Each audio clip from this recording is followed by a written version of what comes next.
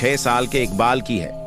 इकबाल अपने अब्बू के साथ रहता था और उसके अब्बू किसी बीमारी के कारण चल नहीं सकते थे।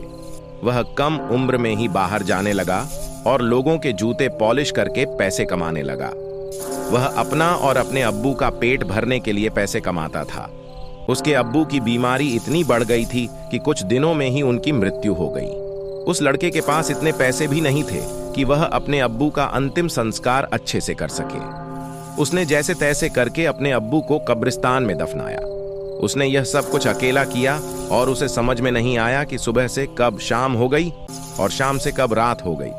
उसके अब्बू की मृत्यु के बाद वह बहुत बेबस और अकेला महसूस करने लगा। वह सोचने लगा कि अब वह क्या करेगा और रोते रोते घर की ओर बढ़ा।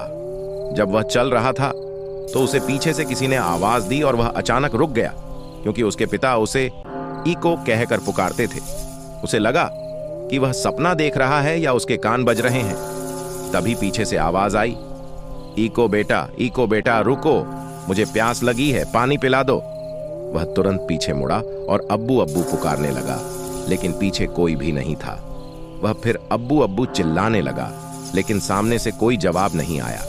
फिर इकबाल को समझ में आया कि वह अपने अब्बू को बहुत मिस कर रहा है। फिर वह अपना मन पक्का करके वापस जाने लगा।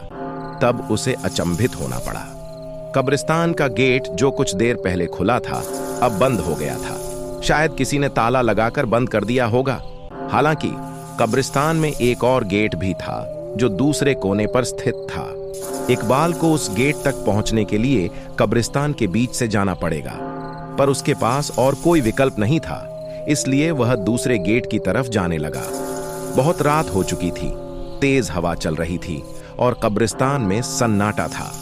अंधेरे में वह कब्रिस्तान भयानक लग रहा था। इकबाल तेजी से वहां से बाहर निकलना चाहता था, पर थोड़ी दूर जाने पर उसे कुछ अजीब दिखाई दिया।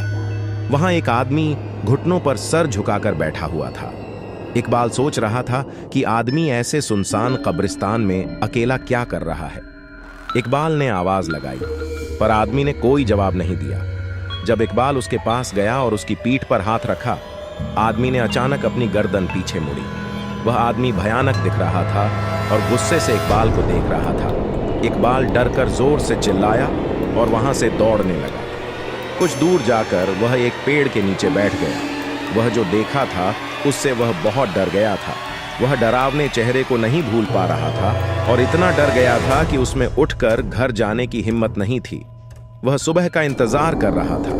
थोड़ी देर बाद वहां पर घना कोहरा चढ़ गया और इकबाल को कुछ नजर नहीं आ रहा था।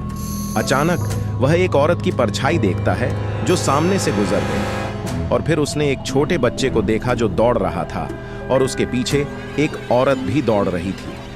वह बच्चा भाग गया, लेकिन वह औरत इकबाल के पास आकर रुक गई। इकबाल बहुत डर गया। वह औरत उसके सामने रुकी और वहां से कोहरा उठ गया। इकबाल को उस औरत का चेहरा दिखाई दिया। वह औरत ऐसे दिख रही थी जैसे कि मानो वह कई सालों से कब्र में दफन थी और अभी अभी उसके सामने आ गई हो। वह औरत डरावनी लग रही थी और धीरे धीरे इकबाल की तरफ बढ़ रही थी।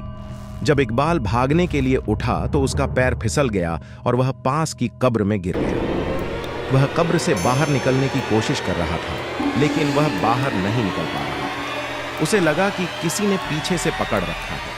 जब उसने पीछे देखा तो वह औरत ने उसका गला पकड़ रखा था और इकबाल कब्र में नीचे जा रहा था। धीरे धीरे इकबाल की आंखें बंद होने लगीं। तभी अचानक किसी ने उसका हाथ पकड़कर उसको बाहर खींचा, लेकिन वहां कोई नहीं था। इकबाल कब्रिस्तान के गेट की तरफ भाग गया और वहां से बाहर निकला। वह बहुत डर गया। फिर उसे यह एहसास हुआ कि जिसने उसे कब्र से बाहर निकाला वह उसके अब्बू थे। फिर उस रात के बाद इकबाल समझ गया कि कुछ लोग आपसे किसी कारण से दूर हो जाते हैं, फिर भी वे आपका ख्याल रखते हैं। आप